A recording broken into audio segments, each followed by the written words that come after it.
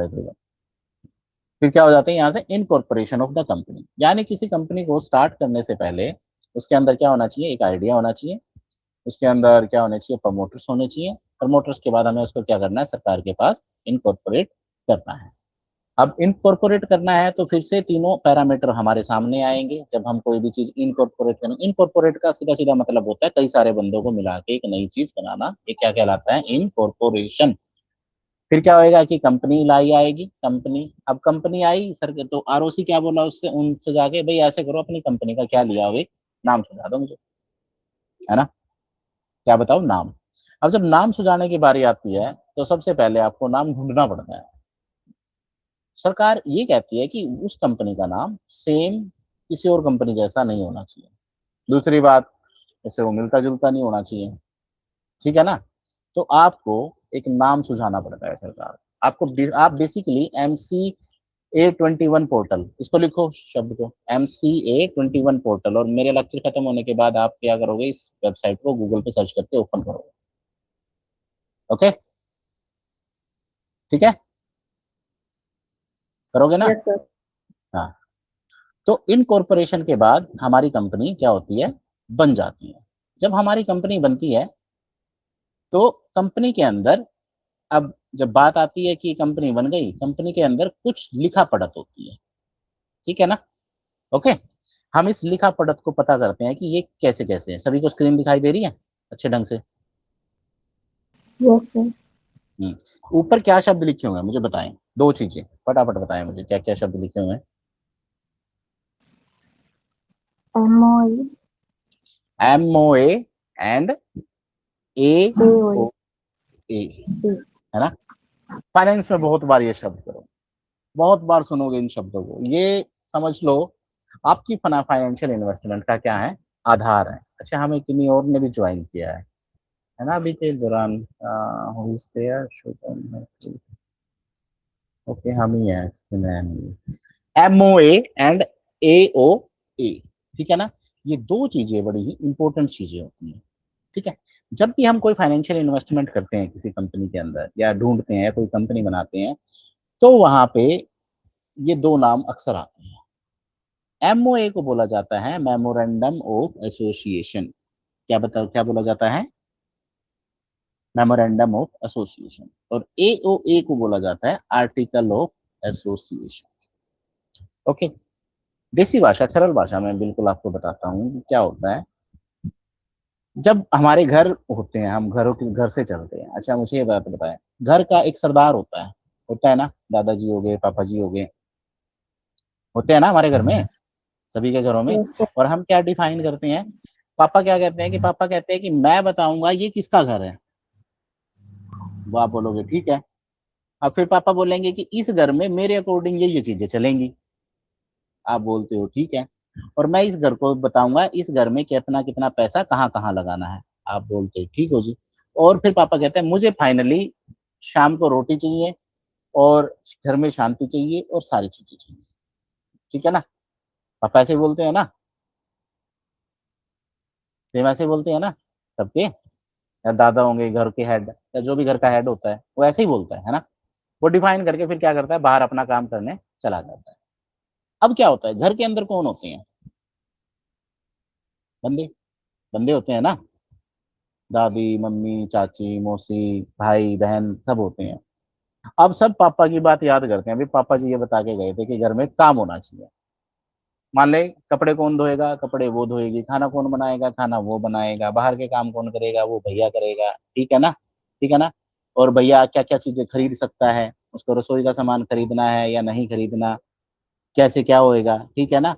और सबसे पहले बार है कि मान लिया कि घर में सबसे अच्छी कोई दाल सब्जी वगैरह बने तो किसको ज्यादा देनी है, किसको कम देनी है, ये सब कौन डिसाइड करती है, घर की औरतें। ऐसा ही होता है ना।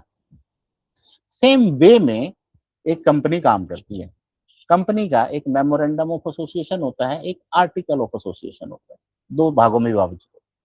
मेमोरेंडम ऑफ एसोसिएशन हमें बताता है कि कंपनी का ऑब्जेक्टिव क्या है, डिफाइन कंपनी स्कोप, यानी कंपनी क्या काम करेगी।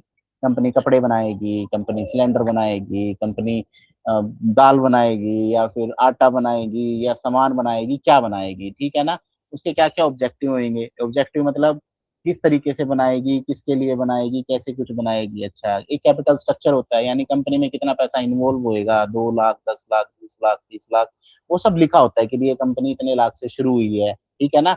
और उसके ऑब्जेक्ट क्या होंगे भाई, कितने कितने सेक्शंस पे काम करेगी कंपनी, लोहे पे भी काम करेगी कंपनी, प्लास्टिक पे भी काम करेगी कंपनी, धुलाई कुटाई पे भी काम करेगी, बीज बोने पे भी काम करेगी, किस किस से भी काम करेगी। ये सब कहा जाता है मेमोरेंडम ऑफ एसोसिएशन। यानी मेमोरेंडम ऑफ एसोसिएशन सीधा सीधा हमें ये बताता है कि कंपनी लाइक का घर, और इस घर के अंदर क्या क्या चीजें कैसे कैसे होनी है, ठीक है ना। ओके, मेमोरेंडम ऑफ एसोसिएशन ने अपना काम कर दिया। इसके बाद अगली टर्म आती है आर्टिकल ऑफ एसोसिएशन। भैया सबने काम तो कर दिया, बता दिया कंपनी ने तो भैया करोगे, लेकिन करेगा कौन, बंदे तो चाहिए ना उसके लिए काम करने के लिए, है ना।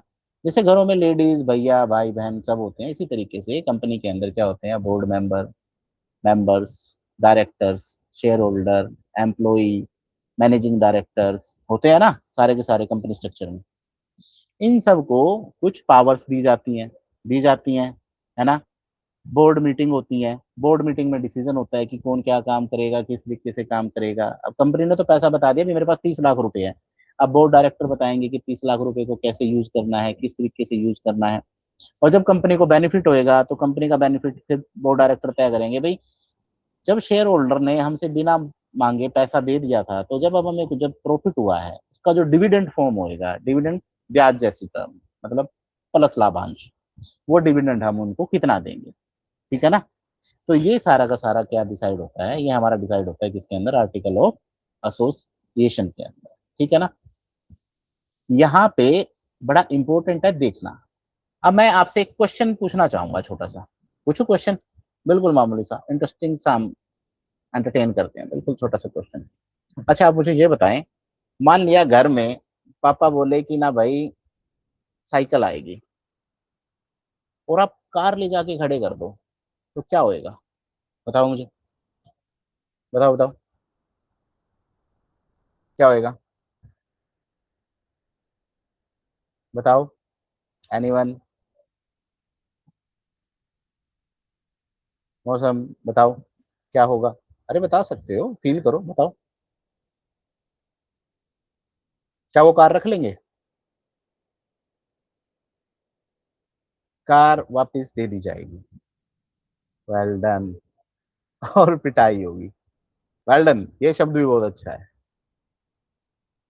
इसी तरीके से अगर कंपनी अपने डिफाइन ऑब्जेक्टिव्स, ऑब्जेक्टिव्स आए थे ना, जो डिफाइन ऑब्जेक्टिव थे, ऑब्जेक्टिव्स मतलब किस डायरेक्शन पे काम, अगर बोला गया है कि कंपनी सिर्फ और सिर्फ प्लास्टिक की चेयर बनाएगी, और अगर कल को वो लोहे की चेयर बनाने लगी ना, तो सरकार उसकी पिटाई करेगी। यानी क्या है, वो उसके पूरे ऑब्जेक्टिव से बाहर थी। एक प्लास्टिक की चेयर बनाने वाली कंपनी प्लास्टिक के चेयर ही बना सकती है, वो लोहे की चेयर नहीं बना सकती। वो लोहे की चेयर तभी बनाएगी जब उसके ऑब्जेक्टिव में ये भी लिखा होगा कि ये कंपनी प्लास्टिक की चेयर भी बनाएगी, ये कंपनी लोहे की चेयर भी बनाएगी। तो कहने का मतलब क्या है कि अगर कोई कंपनी अपने ऑब्जेक्टिव से बाहर काम करती है, तो वो अपना केस हार जाती है, उसके ऊपर टैक्स लगता है, उसके ऊपर फाइन लगता है। जैसे AWL मेटावर्स, फाइन नहीं लगा इस पे अभी तक, डोंट वरी। AWL मेटावर्स का ऑब्जेक्टिव क्या है, हम ई लर्निंग को सपोर्ट करते हैं, इंटरनेट लर्निंग को। अगर हम इस इंटरनेट लर्निंग को, ई लर्निंग हमारे ऑब्जेक्टिव में लिखा हुआ है, अगर इस ई लर्निंग की बजाय हम वहां पे कोई स्कूल बना लें, तो सरकार क्या बोलेगी, आपने तो यार बताया था हमें कि आप तो सिर्फ इंटरनेट पे पढ़ाते हो, आप तो यहाँ स्कूल खोले बैठे हो। क्या सरकार हमें इजाजत देगी स्कूल खोलने की। अगर मान लिया हमने चुपके से स्कूल खोल भी लिया, और खोलने के बाद हम पकड़े गए, तो सरकार क्या करेगी, बताओ क्या करेगी हमारे साथ, हमारी करेगी पिटाई बड़े जोर से, कंपनी को कर देगी बंद, सारे अकाउंट्स कर लेगी फ्रीज, सारे एसेट्स को क्या कर लेगी, फ्रीज, तो ये तुम्हारे स्कोप में ही नहीं था, ठीक है ना। समझ आया कुछ, यस सर। है ना। Yes sir. बड़ी चीजें इन्वॉल्व हो रही है ना, धीरे धीरे समझ आ रही है ना।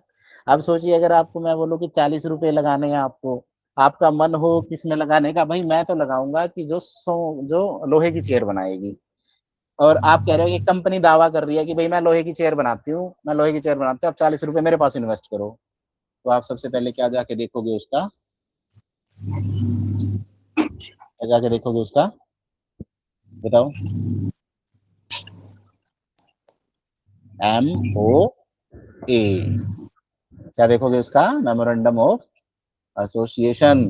क्या वहां पे कहीं लिख रखा है क्या कि लोहे की बनाता है? पता चला ये प्लास्टिक प्लास्टिक की चेयर बना रहा है, तो मेरे पैसे तो डूब जाएंगे फिर लगाते ही, है ना। कल को कोर्ट में मान लो इसने पैसे नहीं दिए और मैं कोर्ट में बोलूं कि सर इसने मुझे बोला था कि मैं लोहे की चेयर बनाता हूँ और अब इसको इतना फायदा हो गया और इसने मेरी लोहे की चेयर भी नहीं दी और मेरे पैसे भी हड़प लिए, तो कोर्ट पता क्या बोलेगी? आपने MOA पढ़ा था इसका? आप बोलोगे नहीं, तो कोर्ट बोलेगी फिर हम कुछ नहीं कर सकते। हर किसी कंपनी का MOA इंटरनेट पे फ्रीली अवेलेबल। आप AWL का MOA सर्च करोगे, किसी भी कंपनी का, इस अपने यहाँ पे तकरीबन 17,500 कंपनीज हैं लिस्टेड और तकरीबन 17 लाख अनलिस्टेड कंपनी। सभी कंपनीज का MOA इंटरनेट पे फ्रीली अवेलेबल है। यानी जब भी आप किसी कंपनी में इन्वेस्ट करना चाहोगे तो इन्वेस्ट करने से पहले आपको उस कंपनी का क्या पढ़ना चाहिए? MOA, ताकि आपको पता चले कि वो कंपनी किन किन फील्ड में काम कर रही है और क्या वाकई आप अपना पैसा उन फील्डों में लगाना चाहते हो या नहीं लगाना चाहते। क्यों मौसम, कुछ समझ आया? अब तो धोखा नहीं खाओगे ना जहाँ इन्वेस्टमेंट करनी होगी। अब समझ आएगा ना कि कंपनी का हमें क्या देखना जरूरी है। अब आप बोलते हो कि यार पेट्रोल के रेट बढ़ेंगे, मुझे पेट्रोल से रिलेटेड कंपनी चाहिए। अरे कंपनी दावा करती है कि मैं पेट्रोल के प्रोडक्ट बनाती हूँ, तो उसके पेट्रोल के प्रोडक्ट चेक करने के लिए सबसे पहले क्या चेक करना पड़ेगा हमें? उनका क्या चेक करना पड़ेगा? क्या करना पड़ेगा? MOA। MOA। और वो कहाँ अवेलेबल है फ्री में? इंटरनेट पर। ठीक है, ओके ना? ओके, समझ आया? अब यस सर। हाँ, अब आता है कि भाई चलो कंपनी है, कंपनी का MOA समझ लिया हमने, सारी चीजें समझ ली। अब मुझे ये बताओ कि मैं कंपनी बनाना चाहता हूँ, मुझे किस तरह की कंपनी बनानी चाहिए? ठीक है ना? ओके, अब बनाए कंपनियां कुछ। प्राइवेट लिमिटेड कंपनी कौन सी होती है बताएं? असाइनमेंट में था ये, बताओ बताओ। कौन सी होती है प्राइवेट लिमिटेड कंपनी? जिसमें सरकार की भागीदारी नहीं हो, किसने बना रखी हो? आम बंदों ने बना रखी हो, जिसमें कम से कम 2 बंदे इन्वॉल्व हो, उसको बोलते हैं private limited company. Modi ji काफी बार देते हैं ना, startup India, startup India, startup India, है ना? देते हैं ना? तो स्टार्टअप इंडिया सभी तरह की प्राइवेट कंपनियां होती हैं, ठीक है ना। अब एक बंदा कहता है कि सर मैं तो अकेला ही हूँ यार, और मुझे ना पार्टनरशिप नहीं बनानी या सोल प्रोप्राइटरशिप में नहीं रखना, मुझे तो कंपनी बनानी है, मेरे लिए सोल्यूशन निकालो। तो सरकार ने अब उसके लिए एक सोल्यूशन निकाला है जिसका नाम है क्या है? 1 पर्सन कंपनी। यानी जिस कंपनी में एक ही डायरेक्टर होगा, सिर्फ एक होगा, वही होगा जो भी होगा। अब सरकार पकड़ेगी भी उसे और काम भी उसी से कराएगी, ठीक है ना। एक है LLP, लिमिटेड लाइबिलिटी पार्टनरशिप्स। क्या? Limited liability, liability sorry partnerships. कहने का मतलब क्या है? सरकार बोले ठीक है कि तुम ना, जैसे मैंने पहले स्लाइड में बोला था कि पार्टनरशिप और कंपनी के बीच का काम है, कोई नहीं तुम थोड़ा बहुत बिजनेस करो और हम तुम्हें देखते हैं। अब एक मेरा छोटा सा क्वेश्चन है, LLP और 1 पर्सन कंपनी या प्राइवेट लिमिटेड कंपनी में फर्क क्या है? अब आप पूछोगे ना मुझसे कि सर काम तो सारे कर सकते हैं, फिर हम कंपनियां क्यों बना रहे हैं, है ना। LLP बना ले, काम ही खत्म। सरकार भी कम पूछेगी, हम कंपनी का काम कर जाएंगे, चीजों की चीजें कर जाएंगे, है ना। ऐसा ही है ना? सोच रहे हो? सोचा थोड़ा बहुत?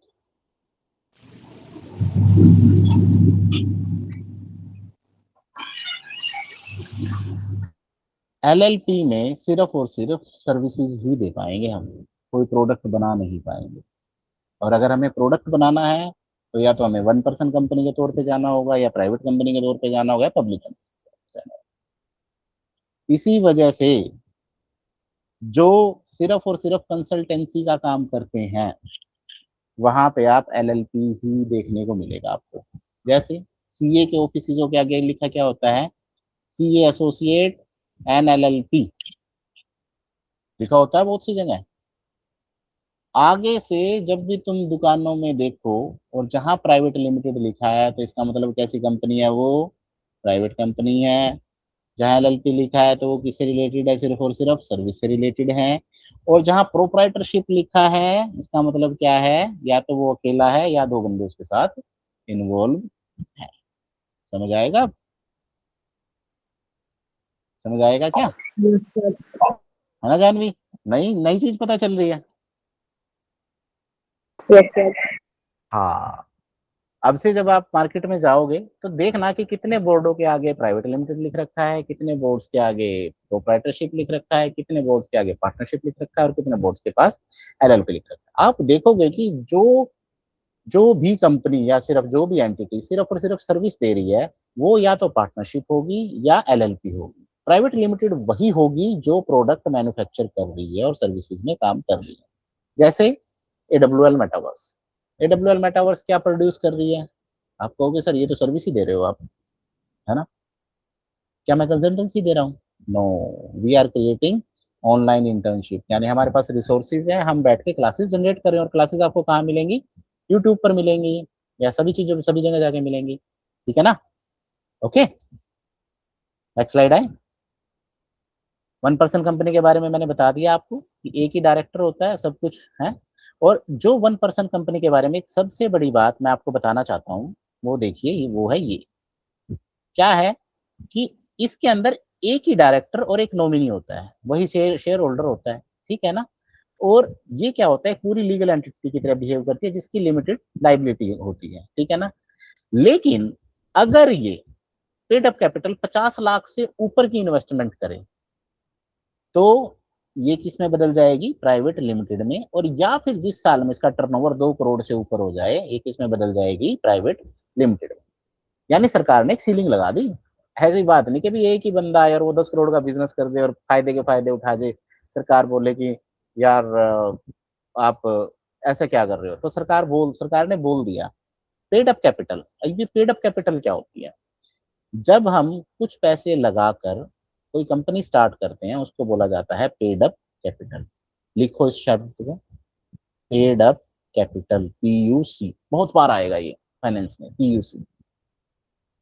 अगर वो 50 लाख रुपए से ज्यादा पैसे लगा रहा है तो इसका मतलब ये है कि उसको प्राइवेट लिमिटेड कंपनी ही बनानी पड़ेगी। 50 लाख से नीचे ही आपके पास ऑप्शन है कि आप प्राइवेट लिमिटेड भी बना सकते हो और ओपीसी भी बना सकते हो। या फिर शुरुआत में मान लिया हमने कि एक प्राइवेट लिमिटेड कंपनी, सॉरी, एक ओपीसी बनाई 40 लाख रुपए देके। पहले साल हमारा टर्नओवर रहा 1 करोड़ का, दूसरे साल रहा 1.80 करोड़ का, तीसरे साल टर्नओवर 2.2 करोड़ का हो गया। तो जैसे ही हमारा टर्नओवर, टर्नओवर जानते हो क्या होता है? टर्नओवर, शुभम टर्नओवर, मधु टर्नओवर।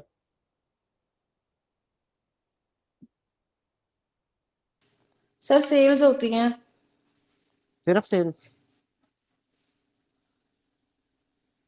हाँ जी रिया मैडम, आई एम वेटिंग। सिर्फ सेल्स होती हैं?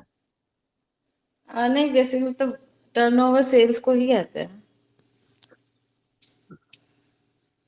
सिर्फ सेल्स का नहीं होता, टोटल आने वाला पैसा, वो शायद आपका इंटरेस्ट फॉर्म में भी आ सकता है, या आपने किसी को उधार दिया वो वाला पैसा भी इन्वॉल्व होता है इसके अंदर। ठीक है, सारा पैसा होता है। जो लेकिन क्रेडिट एक साइड साल पे जो में आपको, क्रेडिट साइड पे जो इनकम होती है। हाँ हाँ हाँ हाँ, जो भी आता है कंपनी के अंदर, एक बार करंट खाते में जो भी आ गया, that will be counted in turnover. बाद में उसको निपटाएंगे कि क्या देना है, उसका क्या रखना है, किसका क्या देना है, क्या करना है। लेकिन एक बार जो कंपनी के करंट अकाउंट में एंट्री जी। हुई है किन्हीं भी चीजों की, that will be counted as turnover. अगर जब हमारी कंपनी का टर्नओवर 2 करोड़ से ज्यादा हो जाए एक ओपीसी का, तो उसको प्राइवेट लिमिटेड के अंदर मूव होना पड़ेगा। ठीक है? तो OPC has limited benefits over the system. इसके बेनिफिट क्या है? बहुत लिमिटेड है, लेकिन फायदा है। 2 करोड़ तक के टर्नओवर पर आप वही बेनिफिट्स एंजॉय कर सकते हो जो एक कंपनी करती है। फॉर एग्जाम्पल, अगर किसी ने एक ओपीसी बनाई कि भाई मेरी लाइफ पेड अप कैपिटल तो 1 लाख की है और मैं 1 लाख तक की ही गारंटी दे पाऊंगा सरकार को। आप सोचिए कि 1 लाख के बिजनेस में आप तकरीबन और तकरीबन 2 करोड़ का काम कर सकते हैं, है ना? 200% ज्यादा आप कोई भी 2 करोड़ का काम कर सकते हैं। और अगर वो 2 करोड़ का काम अगर डूब गया तो you are liable only for 1 lakh. मान लिया आपने सरकार को बोल दिया जी मेरे बस की बात नहीं है पैसे देना, तो सरकार क्या कहेगी? चलो भाई जितनी इसकी गारंटी थी, पेड अप कैपिटल थी, उतने बराबर की तू एसेट रख और क्या कर, कंपनी को इंसॉल्वेंट कर दे, दिवालिया घोषित कर दे। तो कहेगा ठीक है सर, कर देता हूँ। तो फायदा हुआ ना। लेकिन अगर सोचिए यही केस किसी पार्टनरशिप या प्रोप्राइटरशिप का होता तो क्या होता, बताएं क्या होता। पार्टनरशिप में अनलिमिटेड लाइबिलिटीज होती हैं। क्या होती हैं? Unlimited liabilities. वो अनलिमिटेड लाइबिलिटीज कितनी हो सकती हैं? जितना आपने काम किया है, जितना आपने नुकसान किया है, वो सारा फिर आपसे ही कवर किया जाएगा, चाहे आपका घर, आपको आपका घर बेचना पड़े, लेकिन यू आर लायबल टू पे, आपको वो चीज देनी ही होगी। ठीक है। सो बिजनेस एंटिटीज के बारे में कुछ पता चला इस ओवरऑल टॉपिक में? आई थिंक सो मिस्र भैया आपने थोड़ा सा लेट ज्वाइन किया, तो हम एक ओवरव्यू दे दें आपको कि आज हमने क्या क्या कर रहे हैं हम। हेलो।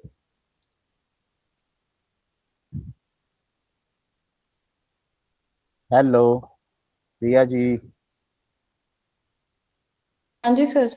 हेलो मैडम, थोड़ा सा एंगेज रहें टॉपिक्स में। अब क्लासेस थोड़ी सी डीप चल रही है ना, आपके एमबीए के हिस्से में काफी कुछ काम आएगा। आप एमबीए कर रही है ना? जी नहीं। हेलो, ये एमबीए वाले कौन नहीं, है मैं यहाँ पे, एमबीए नहीं बता कर रहे रही। और क्या कर रहे हैं आप, बताएं। आपको, आपसे तो हम पहली बार मिल रहे हैं।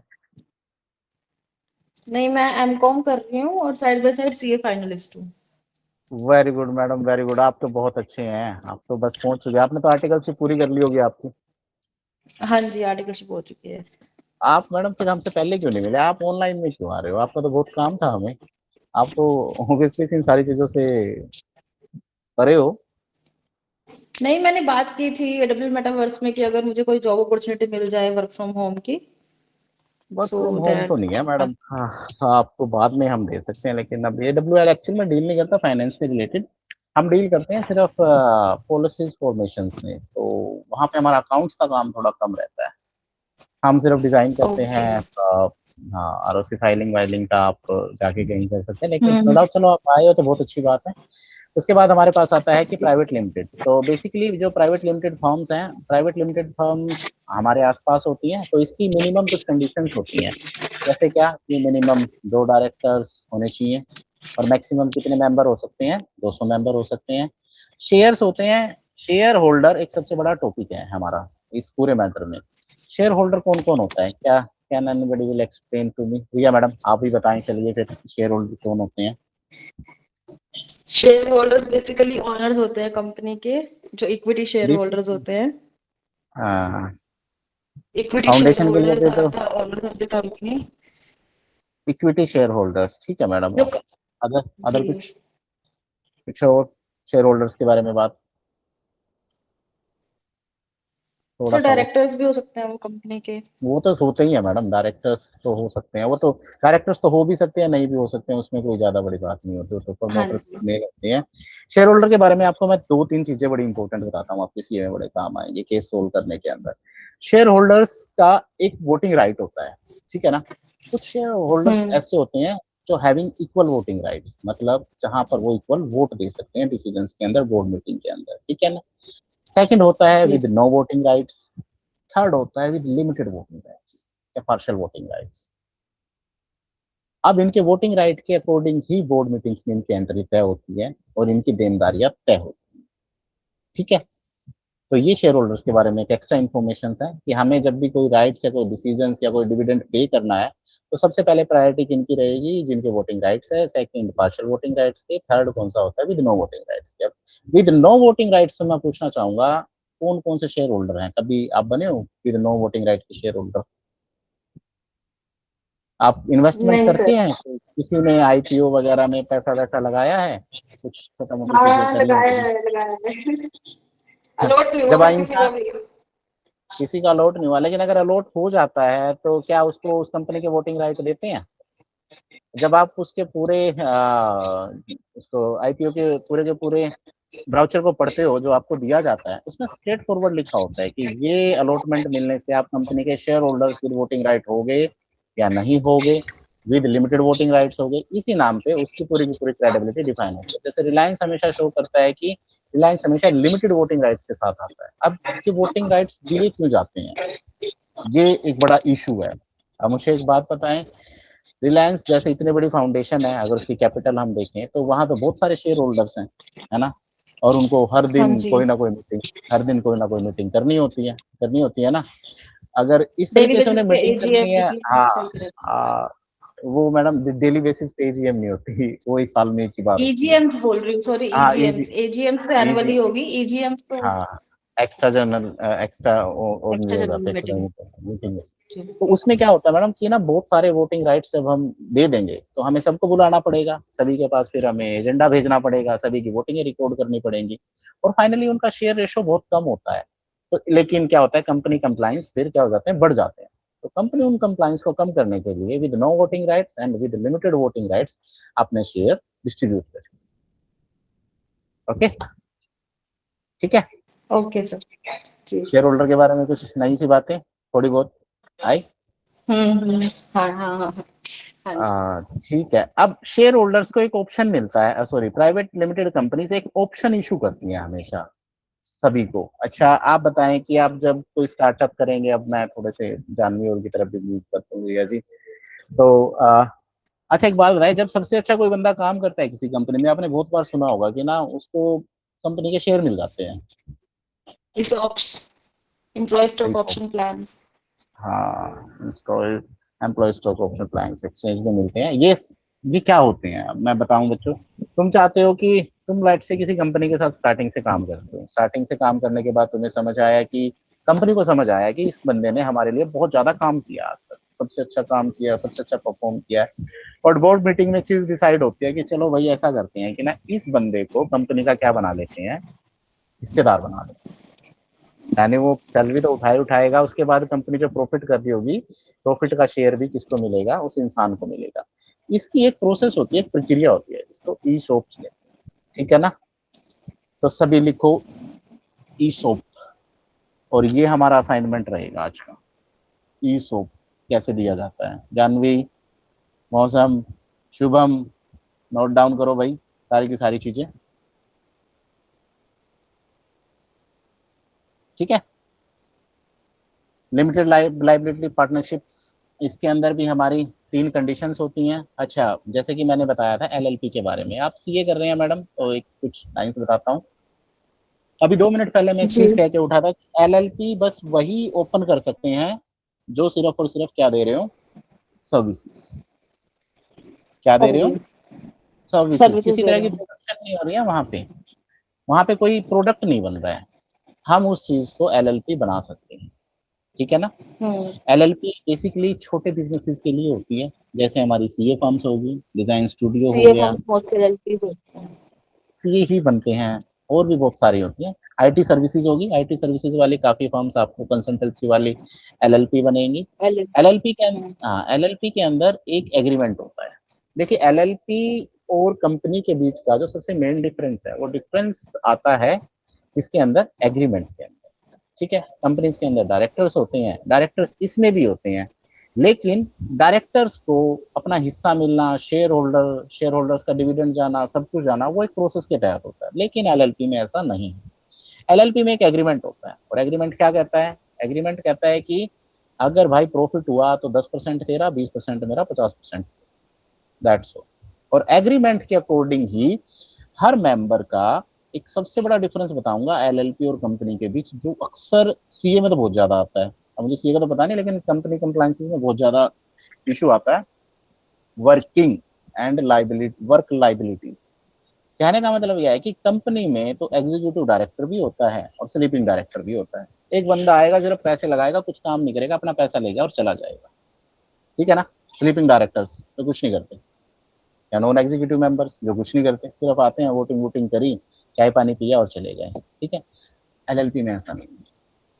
एलएलपी में पर्टिकुलर हर पर्सन की एक जिम्मेदारी तय होती है, और उस जिम्मेदारी के अकॉर्डिंग ही शेयर मिलता है एग्रीमेंट में, और उसको वो करना ही करना होता है। ठीक है ना। Okay, this is the big हाँ डिफरेंस जी, बिटवीन कंपनी एंड एलएलपी। अब I think so Riya madam समझ जाएंगी कि सिग्निफिकेंटली कितना फर्क है। हाँ, ये हमें, हाँ जी, एलएलपी का हमें एक सबसे अच्छा बेनिफिट क्या है, सबसे अच्छा बेनिफिट ये है कि हमें, अगर हमारा बिजनेस 40 लाख से नीचे है, एक अमाउंट है 40 लैक्स, ठीक है, प्रोप्राइटरशिप में भी 40 लाख तक कोई हिसाब नहीं देना सरकार को, पार्टनरशिप में भी 40 लाख तक हिसाब नहीं देना, एलएलपी में भी 40 लाख तक हिसाब नहीं देना। लेकिन अगर आपने कंपनी बना ली और एक भी एंट्री होगी 2 रुपए भी होगी तो आपको सरकार को हिसाब देना ही देना पड़ेगा। तो एलएलपी के अंदर भी 40 लाख से नीचे कोई भी ऑडिट नहीं होता।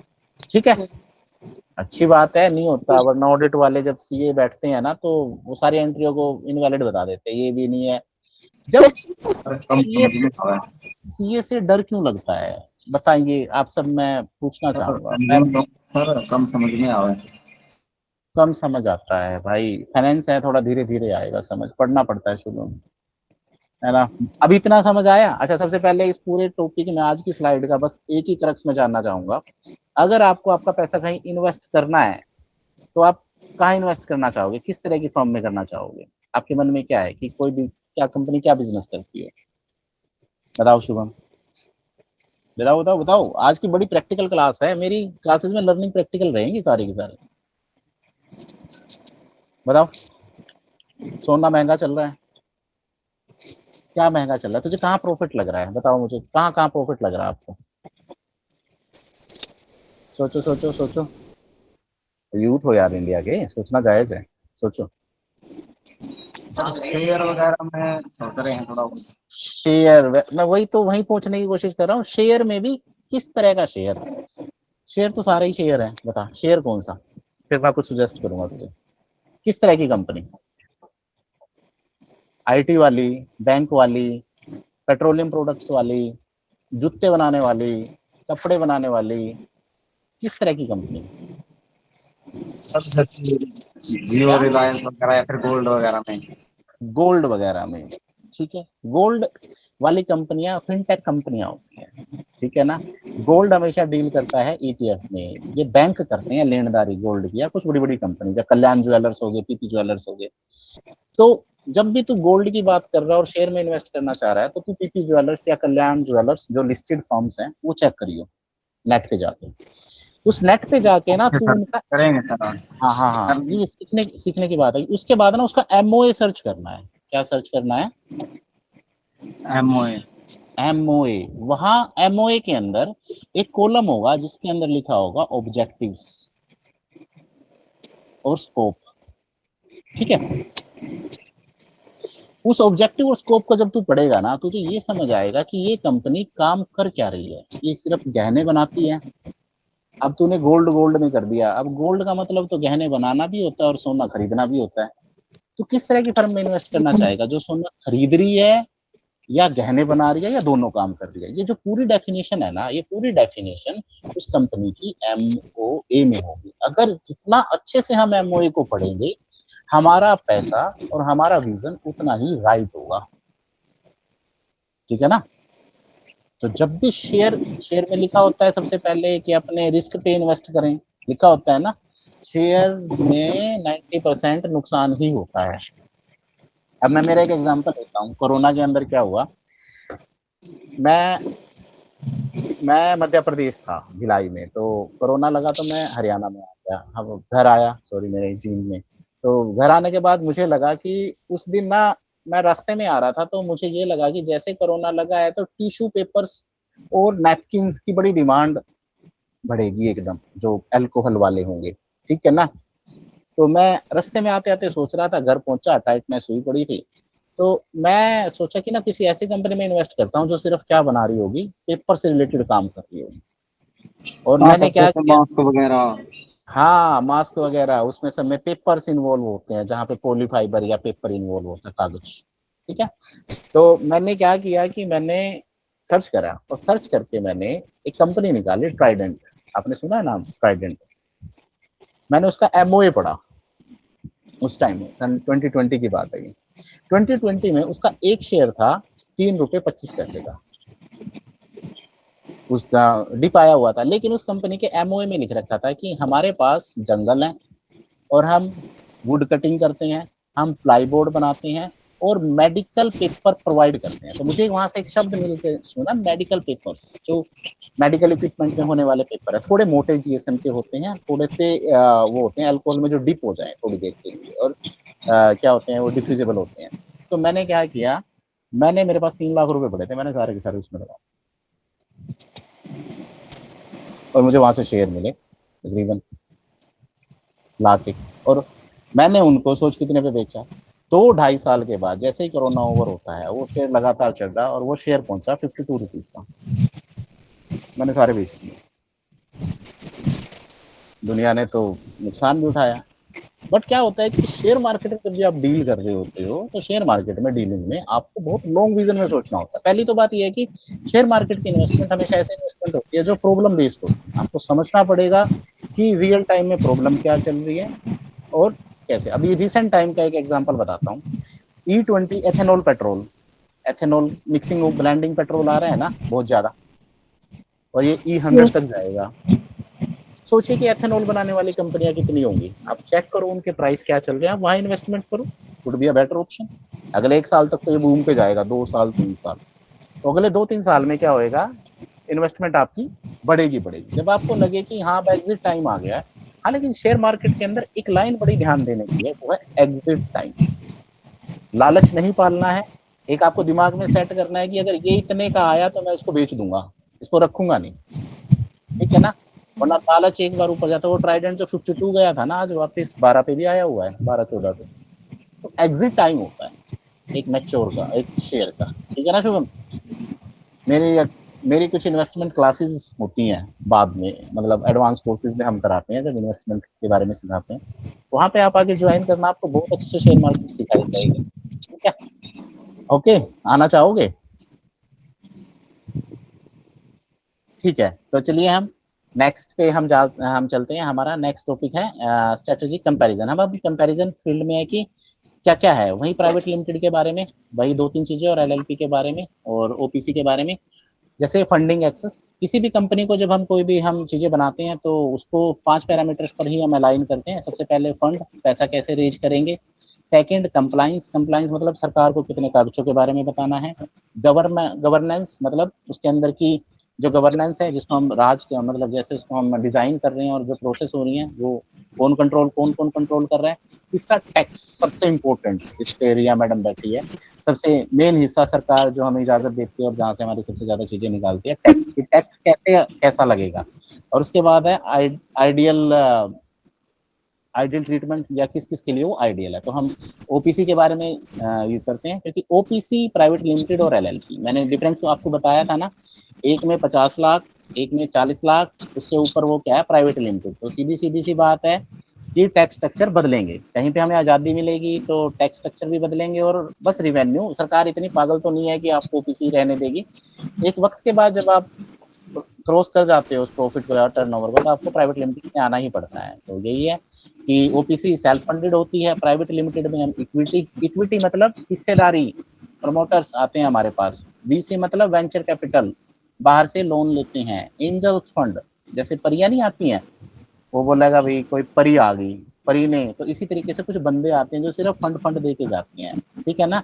एलएलपी के अंदर पार्टनर कंट्रीब्यूशन होता है, यानी जो पार्टनर्स होते हैं सिर्फ वही कंट्रीब्यूट करते हैं। कंप्लायंस की बात करें तो ओपीसी में बहुत कम कंप्लायंस फॉलो होते हैं, प्राइवेट लिमिटेड में सबसे ज्यादा होते हैं, एलएलपी में लिमिटेड लिमिटेड होते हैं, साल में एक बार ही जाना होता है, एक दो बार तो ऑडिट की जरूरत नहीं है। ये जितने सीए लोग होते हैं ना, ये इतना पैसा खाते हैं और अपने उसको 39,99,999 ही रखते हैं टोटल प्रॉफिट को। तो इसका मतलब क्या है कि खुद ऑडिटर होके ऑडिट से बच जाते हैं, ठीक है।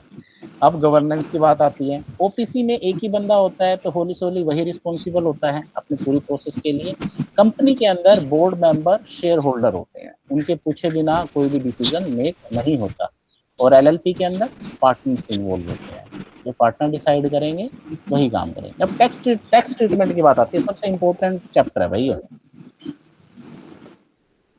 देखिए, ओपीसी में आपने जितना भी कमाया, मान लिया एक ओपीसी ने 1 करोड़ रुपए कमाया, सरकार सीधा सीधा 30 करोड़ रुपए अपने पास रखेगी, ठीक है ना। 30 और लाख 9 सॉरी 30 लाख, 1 करोड़ में 100 करोड़ में डील कर गया करोड़ में डिजिट चलते हैं। तो सरकार क्या करेगी कि भाई 30 लाख रुपए सीधा सीधा अपने पास रख लेगी, बोला कि 70 रख, ऐश कर, ठीक है। अब आ जाती है एलएलपी की बात। एलएलपी में भी कहती है कि भाई तेरे से 30 तो लूंगी। अब फिर पार्टनर से पूछेगी भी तुम्हारे बीच क्या क्या बटा है, तुम्हारी इनकम में आना, तुम्हें इनकम टैक्स में पकड़ूंगी मैं। तो 30% प्लस पार्टनर्स की इनकम जो डिस्ट्रीब्यूट होती है उसे इनकम टैक्स ले लेती है। ठीक है, अब आता है कंपनी की बात। कंपनी के मामले में सरकार कहती है यार इससे ना मुझे लंबा काम लेना है, इसको एक लालच देते हैं। क्या? बोला जी क्या? बोला इसका टैक्स तो कर दो कम। बोला जी ठीक है, कर दिया। 22 से 25% आजकल टैक्स रेट है, कॉर्पोरेट टैक्स बोलते हैं हम। आया था ना पीछे एक शब्द की निर्मला सीतारमण ने कॉर्पोरेट टैक्स को कम कर दिया है। निर्मला 115 सीतारमण भी डबल ए सेक्शन आए थे ना, डोमेस्टिक कंपनीज 12% पे 14% पे ला दिया है। तो सरकार सोची ना भाई अभी ना इनको थोड़ा और लालच दे दो, ये टिकी रहेंगी। तो सरकार ने क्या, कॉर्पोरेट टैक्स तो कम कर दिया, लेकिन उन्होंने डिविडेंड टैक्स को बढ़ा दिया। अब ये डिविडेंड टैक्स क्या है? कंपनी का स्ट्रक्चर क्या होता है कि मान लिया कंपनी के पास 100 रुपए आए और कंपनी का खर्चा हो गया 30 रुपए, तो 30 रुपए का वो खर्चा निकाल देंगे, तो अब रह गए 70 रुपए। 70 रुपए में सब कुछ निकालने के बाद मान लिया 10 रुपए और अदर खर्चे, कापी पेन के, आने जाने के, और 50 रुपए बच गए, मान लिया 20 रुपए और खर्चा निकाल दिया। अब उसके पास रह गए 50 रुपए प्योर प्रॉफिट। अब कंपनी क्या कहती है, इन 50 रुपए को क्या करें? कंपनी यहाँ पे क्या कहती है कि जिन्होंने मेरे पास इन्वेस्ट किया था शुरुआती टाइम में, आया था ना जानवी, शुरू में दिए थे ना पैसे एक्स्ट्रा किसी बंदे ने हमारे आईडीए के ऊपर, है ना, तो हम कहते हैं कि उसको उसके हिस्सेदारी के बराबर का पैसा दे दो। अब मान लें किसी ने 40% इन किया, तो अब सरकार बोलेगी कि ना इसको 20 रुपए दे दो, सॉरी बोर्ड मेंबर बोलेंगे 20 रुपए दे दो 50 में से, तो 30 बोर्ड रख लेगा और 20 उसी शेयर होल्डर को दे दिया जाएगा। लेकिन सरकार ये कहती है अच्छा सारा पैसा खुद लेके जा रहे हो, तो वो क्या, सरकार क्या कहती है, अब ऐसे करो इस 50 रुपए पे भी मुझे एक टैक्स दो जिसको बोला जाता है डिविडेंड टैक्स। और ये ओवरऑल लगभग आज के टाइम में जो डिविडेंड टैक्स की रेट है वो है, डिविडेंड टैक्स की रेट आज के टाइम में मैडम कुछ याद है कितनी हुई है? कुछ बताएंगे? 10 to 15%। हाँ 10 to 15%, 10 to 15% एक रेट है जो डिविडेंड टैक्स, यानी सरकार फिर बोलेगी कि इस 50 रुपए में से भी 5 रुपए मुझे चाहिए कम से कम 7.5 रुपए तक, यानी बचे कितने, 42 रुपए 5 पैसे। और ओवरऑल टैक्स कहाँ पे आके खड़ा हो गया, 40% के आसपास। अब सोचिए कि प्राइवेट लिमिटेड फर्म में को मेंटेन करना है तो 35 से 40% तो सरकार को देना ही देना पड़ेगा। अब बोलोगे सर इतना दे के फिर फायदा क्या है ना, बोलोगे ना, इतना दे के बस एक ही फायदा है, लिमिटेड लाइबिलिटीज। कल को अगर कंपनी इंसॉल्वेंट होती है और कुछ नुकसान होता है, क्योंकि कंपनी बड़े बड़े टेंडर उठाती है, तो उसको सारे पैसे नहीं देने होंगे, जितनी उसकी पेड अप कैपिटल है सिर्फ उतने में ही निपटारा हो जाएगा। अगर किसी ने 500 करोड़ का घपला किया है और उस कंपनी की पेड अप कैपिटल 10 लाख की है, तो 10 लाख में सरकार उसको निपटा देगी, वो 10 लाख भरेगी और सरकार से पल्ला झाड़ जाएगी। बाकी बचे 490 करोड़ 499 करोड़ और 90 लाख रुपए वो कुछ करे, वो टैक्स हेवन में करे, कैसे घुमाए, वो घुमाने की बात है। तो शुभम समझ आया? कंपनियां, अब तुम कई बार सोचते हो ना कि 8.5 हजार करोड़ घपला करके भाग जाते हैं, तब सरकारों का कुछ बिगाड़ क्यों नहीं पाती? समझ आया क्यों नहीं बिगाड़ पाती? इस वजह से नहीं बिगाड़ पाती। अभी तो बहुत और तरीके हैं ना बिगाड़ने के, तो हम इस तरीके से डील करते हैं। सो अब मुझे एक छोटी सी बात है, जैसे कि हमने लास्ट स्लाइड में मूव ऑन करेंगे कि भाई रियल वर्ल्ड में हमें इसके क्या क्या है, वही है सेम टू सेम वही कि हम कंपनी क्यों बना सकते हैं। पहली बात तो बर्डन से बचने के लिए, टैक्स हमें ज़्यादा देना पड़ेगा। लेकिन एक सबसे मेजर डिफरेंस और मैं आपको बताऊंगा कंपनी का और नॉर्मल फॉर्म्स के बीच, एक लाइसेंस। अच्छा मुझे एक बात बताएं, एक छोटी सी बात है, गन लाइसेंस के बारे में सबने सुना होगा है ना, बंदूक का लाइसेंस मिलता है ना, सबको पता है गन लाइसेंस? हाँ गन मिलता का है। अच्छा मुझे बताएं कि क्या गन, एक बार आपको गन का लाइसेंस मिल गया, क्या आप उसको, उस गन को सभी जगह लेके जा सकते हो, इंडिया के हर कोने में लेके जा सकते हो? नहीं पता। नहीं पता ना, ये इम्पोर्टेंट बात है। हाँ जी, कोई शुभम वगैरह? हाँ भाई, मित्रा दे शौक नाड़ हथियारे, बताओ उसे थोड़ा थोड़ा सा गन का भी बता दें यार, गन से रिलेटेड है अगली सारी चीजें, कुछ पता है? नहीं। अच्छा, मैं बताता हूँ आपको क्या है। जब इंसान को गन का लाइसेंस डीसी अलाउड करता है ना, वो एक डिस्ट्रिक्ट तक का होता है, नॉट इवन डिस्ट्रिक्ट, एक जगह तक, इतने किलोमीटर तक। लेट से अगर गुड़गांव के लिए किसी को गन का लाइसेंस मिला है और वो गुड़गांव के बाद अगर झज्जर एंट्री करता है और उसके पास गन है और उसके पास उस झज्जर का परमिट नहीं है, तो वो पकड़ा जाएगा आर्म्स एक्ट में। जब गन लाइसेंस मिलता है तो उसकी टेरिटरी डिफाइन होती है, कितने स्टेट्स में आप लेके जा सकते हो, कितने एरिया में आप लेके जा सकते हो, इवन डिस्ट्रिक्ट टू डिस्ट्रिक्ट कितने डिस्ट्रिक्ट्स में लेके जा सकते हो। सेम हैपन होता है सभी के साथ। पार्टनरशिप फर्म एक जगह जब बनाई जाती है तो सिर्फ वो वहीं होगी। प्रोप्राइटरशिप जिस डिस्ट्रिक्ट में बनाई गई वो सिर्फ वहीं बिजनेस कर सकती है। एलएलपी सेम, जहां बनाई गई है वहीं बिजनेस कर सकती है। लेकिन प्राइवेट लिमिटेड फर्म को एक सबसे बड़ा बेनिफिट दिया गया है इस पूरे पॉलिसी के अंदर, कंपनी एक्ट के अंदर, वो है स्केलेबिलिटी। अगर आपने एक प्राइवेट लिमिटेड फर्म बनाई है एक डिस्ट्रिक्ट में जहां पे ने आपको उसको इनकॉर्पोरेट कराया है, यानी जिस जगह बनवाया है, मान लिया कि जानवी चरखी दादरी में मैंने तेरे नाम से एक फर्म बनवा दी, अगर तू पंजाब में आके बिजनेस करना चाहे तो सिर्फ उसको एक ब्रांच ऑफिस ओपन कर, दैट्स ऑल। तुझे किसी तरह की कोई परमिशन रिक्वायरमेंट नहीं। That is the major difference. जब भी आपको आपकी बिजनेस स्केल करने हैं, क्या करने हैं? स्केलिंग क्या होती है? एक से ज्यादा जगह पे खोलना। जब भी हम स्केलेबिलिटी की बात करेंगे तो हमारे बिजनेसेस के लिए हमें किस चीज की रिक्वायरमेंट होगी? प्राइवेट लिमिटेड फर्म्स की। हम जिस जगह पे, सर आपकी वॉइस मेरी क्लियर है यार, वॉइस मेरी तो आप देखो मेरी तरफ से तो क्लियर आ रही है वॉइस, क्लियर है ना? मैं बिल्कुल हाँ जी। हाँ क्लियर है। तुम्हारे नेटवर्क में थोड़ी बहुत गड़बड़ हो सकती है, मैं थोड़ा सा और माइक नजदीक कर लेता हूँ। तो यही है सीन की प्राइवेट लिमिटेड हमें चांस देती है स्केलेबिलिटी का, कि हमें कितने सेक्शंस में स्केल करना है। हम कर सकते हैं, सिर्फ हम वहां जाएंगे, वहां के आरओसी को, आरओसी एक टर्म लिखवाई थी मैंने, रजिस्ट्रार ऑफ कंपनी, वहां इन्फॉर्म करेंगे कि मैं फला फला प्राइवेट लिमिटेड हूँ and I want to open an branch office और मेरा हेडक्वार्टर यहाँ पर है। तो आरओसी क्या करेगा? एक फॉर्म मांगेगा आपसे और ये कहेगा ठीक है जी आप यहाँ बिजनेस कर रहे हो? बोला हाँ। आप सिर्फ वो एक लाइन बोलेगा, अगर आपका स्टेट चेंज हुआ है तो आप यहाँ का जीएसटी ले लें। अगर आप सेम स्टेट में किसी और डिस्ट्रिक्ट में जा रहे हो तो आपको जीएसटी की रिक्वायरमेंट नहीं है। लेट से हरियाणा की, अब जैसे एडब्ल्यूएल मेटावर्स का हेडक्वार्टर तो है जींद के अंदर, तो हमारे पास जींद की है, लेकिन हमारा एक ब्रांच ऑफिस है कहाँ पर? चंडीगढ़ के अंदर, तो हमारे पास चंडीगढ़ की एक अलग जीएसटी है।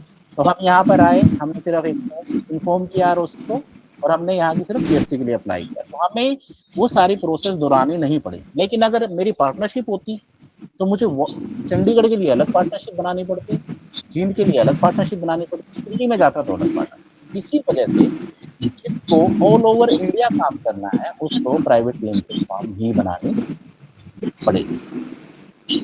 ठीक है, okay. The major difference is that. तो सर इसको हम एडिशनल प्लेस ऑफ बिजनेस बोलेंगे ना? स्केलेबिलिटी में डाल देते हैं additional place of business, same ही नाम है, वही होता है, स्केलेबिलिटी बोलते हैं। टर्म्स दे दिया, ये टर्म ही यूज होती है। स्केलिंग एक कॉमन टर्म दे दी गई है कि हम स्केल कर रहे हैं, मतलब बढ़ रहे हैं, एक जगह से दूसरी जगह पे जा रहे हैं। ठीक है ना? जब हम कोई कंपनी इनकॉर्पोरेट कर रहे होते हैं, इनकॉर्पोरेट करने में कुछ प्रोसेस इन्वॉल्व होती है। ठीक है ना? It will be the part of your assignment today, incorporation. एक डीएसटी होता है, एक डीआईएन होता है, एक स्पाइस फोल्डर होता है, एमओए होता है, एओए होता है और इनकॉर्पोरेशन होती है आरओसी के साथ। मैं थोड़ा थोड़ा सा बताऊंगा, बाकी आपको असाइनमेंट्स की फॉर्म में देना है, समझना है, सीखना है, क्योंकि फाइनेंशियल सारी क्लास नहीं लगती, प्रैक्टिकल में थोड़ा सा काम करना पड़ेगा। डीआईएन होता है डायरेक्टर आइडेंटिफिकेशन नंबर और डीएसटी होता है डिजिटल सिग्नेचर। डिजिटल सिग्नेचर सबने पढ़े हैं ना, सुना है डिजिटल सिग्नेचर के बारे में? मौसम, गोविंद, शुभम, जानवी, डिजिटल सिग्नेचर्स। अरे दो यार, रिस्पॉन्स तो दे दो मुझे, थोड़ा बहुत चैट बॉक्स में मुझे दिख जाए।